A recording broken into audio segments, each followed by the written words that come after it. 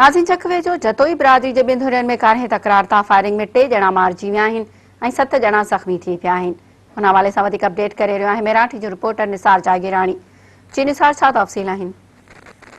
जी बिल्कुल, चकवे जो रुस्तम थाने जे हद चिमन पुल वेझो सैद खानानी जतोई ऐं कमालानी जतोई बिरादरी में पुराणे कारणे तकरार तां जहिड़ो थी पियो आहे। जहिड़े में ॿिन्ही धुरियुनि हिक ॿिए मथां जदीद हथियारनि जा मुंहं खोले छॾिया। सुबुह खां फायरिंग जो जेको सिलसिलो उहो हलंदो रहियो, पर शिकारपुर पुलिस वाक़े वारे हंधि न पहुती।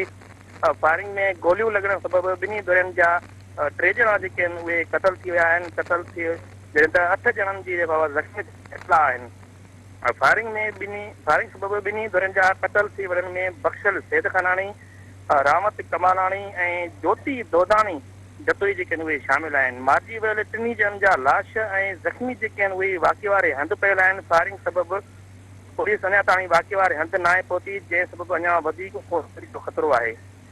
होॾां रुस्तम पुलिस जो जेको चवणु आहे त क़तल ऐं ज़ख़्मी जेके आहिनि उहे वाक़े वारे हंधि पियल आहिनि। असीं कोशिशूं कयूं पिया त वाक़े वारे हंधि पहुची क़तल थी वियल मारिजी वियल जा लाश ऐं ज़ख़्मी जेके आहिनि उहे अस्पताल पहुचायूं, पर जेको फायरिंग जो सिलसिलो आहे उहो तेज़ आहे, जंहिं सबबि असीं हुते पहुची नथा सघूं। जी नथार, अवां जी महिरबानी।